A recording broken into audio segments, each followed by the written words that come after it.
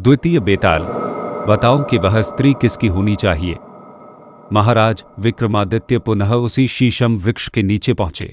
वहां चिता की मटमैली रोशनी में उनकी नजर भूमि पर पड़े उस शव पर पड़ी जो धीरे धीरे कराह रहा था। उन्होंने शव को उठाकर कंधे पर डाला और चुपचाप उसे उठाए तेज गति से लौट पड़े। कुछ आगे चलने पर शव के अंदर से बेताल की आवाज आई, राजन, तुम अत्यंत अनुचित क्लेश में पड़ गए, अतः तुम्हारे मनोरंजन के लिए मैं एक कहानी सुनाता हूं, सुनो।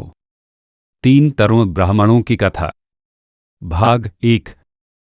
यमुना किनारे ब्रह्मस्थल नाम का एक स्थान है जो ब्राह्मणों को दान में मिला हुआ था। वहां वेदों का ज्ञाता अग्निस्वामी नाम का एक ब्राह्मण था। उसके यहाँ मंदरावती नाम की एक अत्यंत रूपवती कन्या उत्पन्न हुई। जब वह कन्या युवती हुई तब 3 कान्यकुब्ज ब्राह्मण कुमार वहां आए जो समान भाव से समस्त गुणों से अलंकृत थे। उन तीनों ने ही उसके पिता से अपने लिए कन्या की याचना की, किंतु कन्या के पिता ने उनमें से किसी के भी साथ कन्या का विवाह करना स्वीकार नहीं किया, क्योंकि उसे भय हुआ कि ऐसा करने पर वे तीनों आपस में ही लड़ मरेंगे।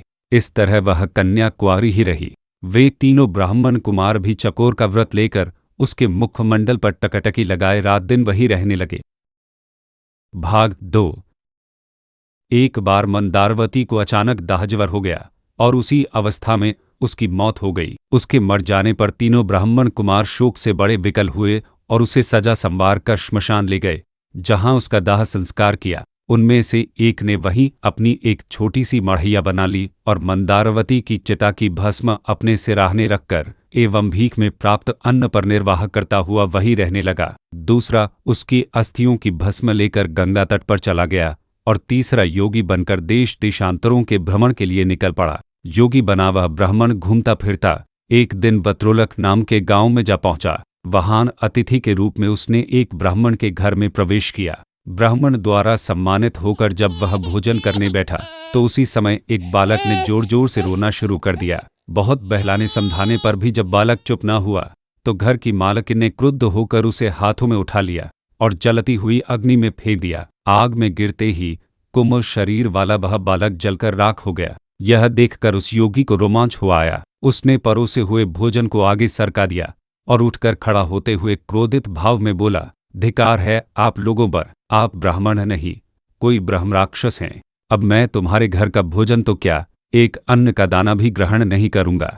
योगी के ऐसा कहने पर गृहस्वामी बोला, है योगराज, आप कुपित न हो, मैं बच्चे को फिर से जीवित कर लूंगा। मैं एक ऐसा मंत्र जानता हूं जिसके पढ़ने से मृत व्यक्ति जीवित हो जाता है। यह कहकर वह गृहस्थ एक पुस्तक ले आया जिसमें मंत्र लिखा था। उसने मंत्र पढ़कर उससे अभिमंत्रित धूल आग में डाल दी। आग में धूल के पड़ते ही वह बालक जीवित होकर ज्यों का त्यों आग से निकल आया। जब उस ब्राह्मण योगी का चित्त शांत हो गया तो उसने भोजन ग्रहण किया। आप सुन रहे हैं द्वितीय बेताल 3 तरुण ब्राह्मणों की कथा। लाइक, सब्सक्राइब तथा शेयर करके भारतीय साहित्य को मिटने से बचाए। भाग 3। गृहस्थ ने उस पुस्तिका को बांधकर खूंटी पर टांग दिया और भोजन करके योगी के साथ वहीं सो गया। गृहपति के सो जाने के पश्चात वह योगी चुपचाप उठा और अपनी प्रिया को जीवित करने की इच्छा से उसने डरते डरते वह पुस्तक खूंटी से उतार ली और चुपचाप बाहर निकल आया। रात दिन चलता हुआ वह योगी उस जगह पहुंचा जहां उसकी प्रिया का दाह हुआ था। वहां पहुंचते ही उसने उस दूसरे ब्राह्मण को देखा जो मंदारवती की अस्थियां लेकर गंगा में डालने गया था।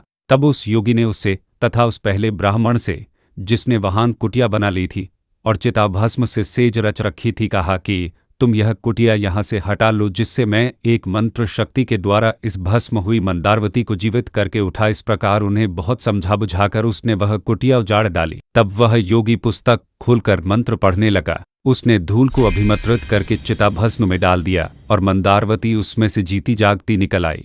अन्न में प्रवेश करके निकलते हुए उसके शरीर की कांति पहले से भी अधिक तेज हो गई थी। उसका शरीर अब ऐसा लगने लगा था जैसे वह सोने का बना हुआ हो। इस प्रकार उसको जीवित देखकर वे तीनों ही काम पीड़ित हो गए और उसको पाने के लिए आपस में लड़ने झगड़ने लगे। जिस योगी ने मंत्र से उसे जीवित किया था वह बोला कि वह स्त्री उसकी है, उसने उसे मंत्र तंत्र से प्राप्त किया है। दूसरे ने कहा कि तीर्थों के प्रभाव से मिली वह उसकी भार्या है। तीसरा बोला कि उसकी भस्म को रखकर अपनी तपस्या से उसने उसे जीवित किया है, अतः उस पर उसका ही अधिकार है। भाग 4। इतनी कहानी सुनाकर बेताल ने विक्रमादित्य से कहा, राजन, उनके इस विवाद का निर्णय करके तुम ठीक ठीक बताओ कि वह स्त्री किसकी होनी चाहिए। यदि तुम जानते हुए भी न बतला पाए तो तुम्हारा सिर फटकर अनेक टुकड़ों में बंट जाएगा। बेताल द्वारा कहे हुए शब्दों को सुनकर राजा विक्रमादित्य ने कहा, बेताल, जिस योगी ने कत्थ उठाकर भी मंत्र तंत्र से उसे जीवित किया वह तो उसका पिता हुआ। ऐसा काम करने के कारण उसे पति नहीं होना चाहिए, और जो ब्राह्मण उसकी अस्थियां गंगा में डाल आया था उसे स्वयं को उस स्त्री का पुत्र समझना चाहिए। किंतु जो उसकी भस्म की शैया पर आलिंगन करते हुए तपस्या करता रहा और श्मशान में ही बना रहा, उसे ही उसका पति कहना चाहिए, क्योंकि गाढ़ी प्रीति वाले उस ब्राह्मण ने ही पति के समान आचरण किया था।